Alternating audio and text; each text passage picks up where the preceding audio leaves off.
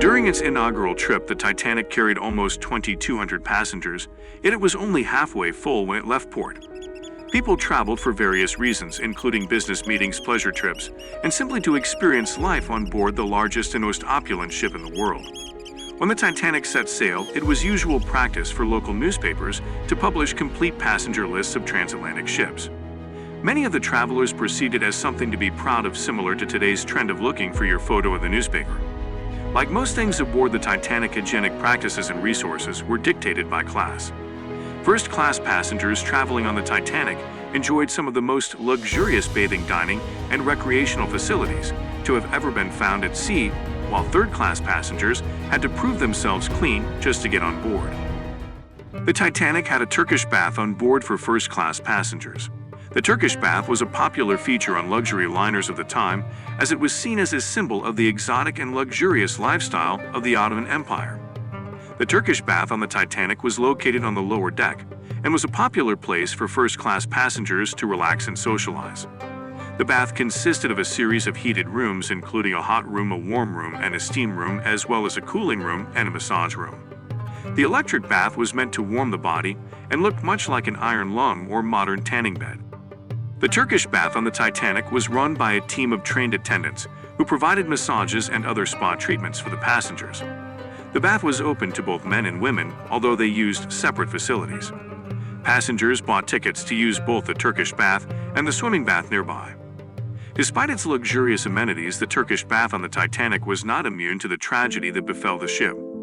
When the ship hit an iceberg and began to sink, the Turkish bath quickly flooded, and many of the passengers who were using it at the time were trapped and drowned. The Titanic was a luxurious ocean liner with many amenities. One of those amenities was the presence of several rooms with bathtubs on board. However, it's important to note that not all rooms on the Titanic had bathtubs. Only the more expensive first-class cabins were equipped with private bathrooms, some of which included bathtubs. In first class, there were several types of cabins that included bathtubs, ranging from smaller rooms with a single bed and a private bathroom with a tub to large luxurious suites with multiple bedrooms, bathrooms, and sitting areas. One of the most famous rooms on the Titanic was the first-class Millionaire Suite, which featured a private bathroom with a bathtub, among other luxurious amenities. Other first-class cabins with bathtubs included the deluxe cabins, which had both a tub and a shower, and the promenade cabins, which offered stunning views of the ocean from their private balconies. The Titanic had a total of 64 public toilets or lavatories on board located throughout the ship. These included 36 for men, 28 for women, and several additional ones for use by crew members. The public toilets were typically located on the lower decks of the ship, with some located near the passenger cabins and others located in public areas, such as the dining rooms and lounges. The toilets on the Titanic were state-of-the-art for their time and featured flush mechanisms that used seawater to clear waste from the bowls. However, despite the technological advancements, the sheer number of passengers and crew on board the ship meant that the toilets were often overused and could become unsanitary. Additionally, some passengers complained about the lack of privacy in the communal toilet areas. The Titanic had public toilets located throughout the ship. The number and type of toilets varied depending on the class of passengers they served. First-class passengers had access to private ensuite bathrooms in their cabins. They also had access to public bathrooms located on their decks, which featured amenities such as marble sinks and flushing toilets. Like the facilities in first-class cabins, public restrooms intended for use by first-class passengers may have also been equipped with Venolia soap. Venolia marketed its Auto Toilet Soap as being the soap of choice aboard the Titanic, claiming it was perfect for sensitive skins and delicate complexions, as the higher standard of toilet luxury and comfort at sea. Second-class passengers had access to public bathrooms located on their decks, which featured flushing toilets and running water. Third-class passengers had communal bathrooms located on each deck, which consisted of a row of toilets and sinks separated by low partitions. These bathrooms did not have flushing toilets, but rather a system of valves that allowed water to wash away waste. There is a popular misconception that the automatic flush toilets were only installed in the third-class bathrooms on the Titanic. However, this is not entirely accurate. The Titanic was equipped with a variety of different types of toilets, including both manual and automatic flush models.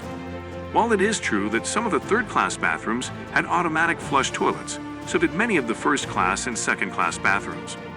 It is possible that the myth about the automatic flush toilets being limited to the third-class bathrooms on the Titanic arose, because third-class passengers were generally not as accustomed to such modern conveniences as their first-class counterparts.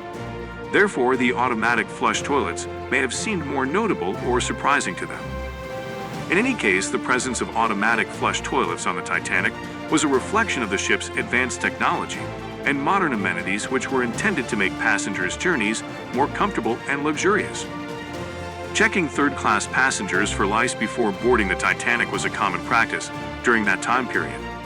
Lice and other contagious diseases were a significant concern for public health, and many transportation companies, including the White Star Line, had strict protocols in place to prevent the spread of diseases. Third-class passengers were considered to be at a higher risk of carrying lice and other contagious diseases because they often came from poorer backgrounds and lived in crowded conditions. As a result, they were subjected to additional health inspections, including inspections for lice, before being allowed to board the ship. Despite these precautions, the Titanic still had a limited number of showers and shared bathroom facilities, which made it difficult to maintain proper hygiene. Additionally, some passengers may have found ways to evade the health inspections, which could have contributed to the spread of lice and other diseases on board the ship. Overall, while checking third-class passengers for lice before boarding the Titanic was a well-intentioned measure, it was not enough to prevent the spread of disease on the ship. While the Titanic featured stewards and stewardesses that attended to passengers' every need many first, and second-class travelers brought their own secretaries and servants on the journey.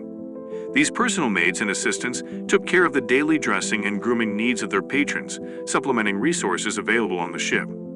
Servants would have been considered above members of the crew. They were given silver-plated napkin rings, just like their employers, although they were etched with the word servant. There was some relief afforded to servants, however, with facilities like the barbershop available to travelers. The Titanic barbershops, one for first-class passengers and one for their second-class companions, cut and washed hair during the afternoon hours and offered shaves at all other times.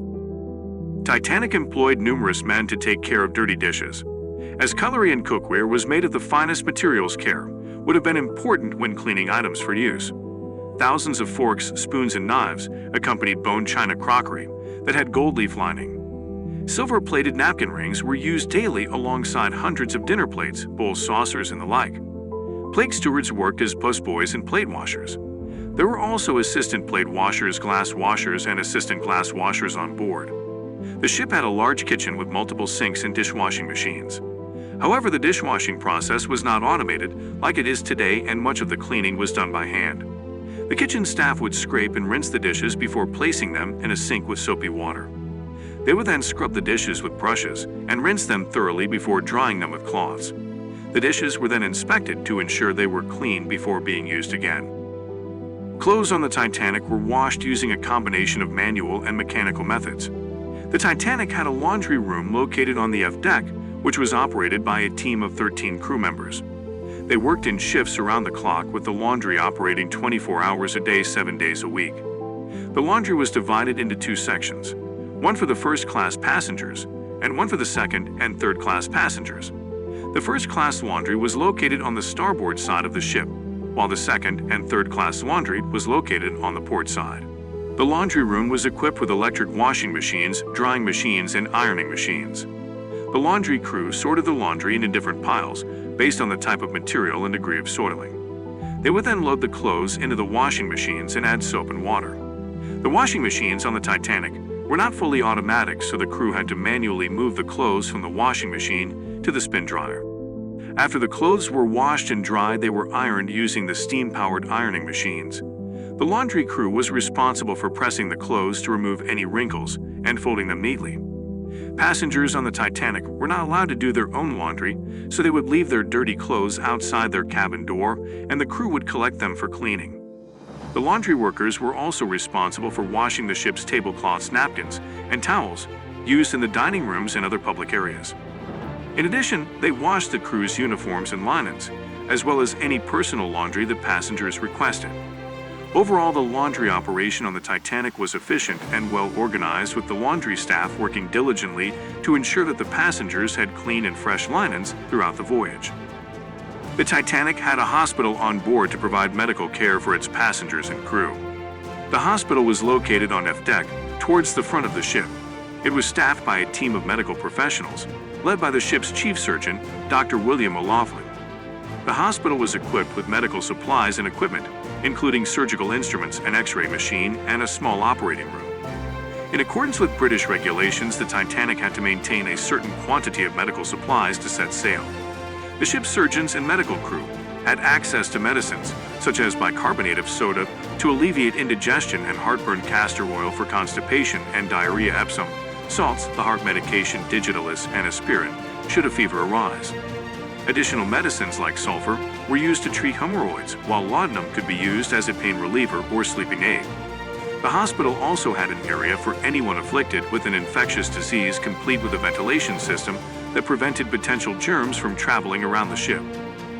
There were several animals on board the Titanic, including dogs, cats, and birds. The animal hygiene on the Titanic was overseen by a veterinarian named Dr. William Aldridge. He was responsible for the care and well-being of the 12 dogs on board the ship, which belonged to first-class passengers. Dr. Aldridge made sure that the dogs were kept clean and comfortable throughout the voyage. He also provided them with exercise and food and monitored their health closely. The Titanic was equipped with a kennel for these dogs, and there were also designated areas on deck for the dogs to exercise. Unfortunately, despite Dr. Aldridge's efforts, not all of the dogs survived the sinking of the Titanic. Only 3 of the 12 dogs on board made it onto the lifeboats and were rescued.